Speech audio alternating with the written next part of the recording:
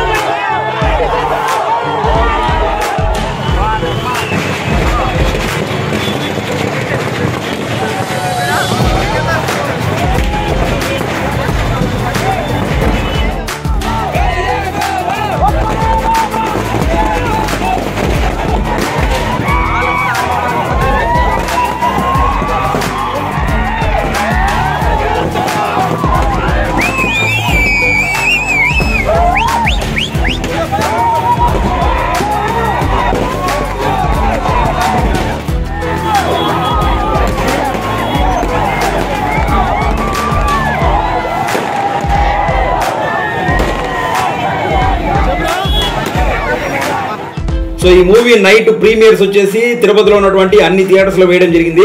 So ఈ celebrations వచ్చేసి తిరుపతిలో ఉన్నటువంటి గ్రూప్ థియేటర్స్ దగ్గర జరిగినట్టు అనమాట. దీంతో పాటు మనకు దీని పక్కనే ఎన్వీఆర్ సినిమాస్ అనేసి 3 థియేటర్స్ అయితే ఉంటాయి, ఆ థియేటర్స్ లో కూడా వేశారు. సో అక్కడ కూడా మనకు ఫ్యాన్స్ వచ్చి సెలబ్రేషన్స్ అనేటివి చేశారనమాట. సో మరి ఆ సెలబ్రేషన్స్ ఎన్వీఆర్ సినిమాస్ దగ్గర ఎలా జరిగాయి అనేసి అయితే చూద్దాము. సో గ్రూప్ థియేటర్స్ దగ్గర వచ్చేసి 7 నుంచి స్టార్ట్ చేశారు, నాన్ స్టాప్ గా చేస్తూనే ఉన్నారనమాట. దీంతో పాటు మనకు దీని పక్కనే ఉన్నటువంటి ఎన్వీఆర్ సినిమాస్ అనేటివి 3 సినిమాస్ ఉంటాయి. సో ఇక్కడ కూడా ఈ సెలబ్రేషన్స్ అనేటివి స్టార్ట్ చేశారనమాట. సో అవి కూడా మనకు నైట్ నుంచి స్టార్ట్ చేశారనమాట, 7 నుంచి. సో ఇక్కడ మనం చూస్తున్నదే ఈ ఎన్వీఆర్ సినిమాస్ దగ్గర ఉన్నటువంటి సెలబ్రేషన్స్. సో ఇక్కడ ఈ సెలబ్రేషన్స్ ఎలా జరిగాయి అనేసి అయితే చూద్దాము.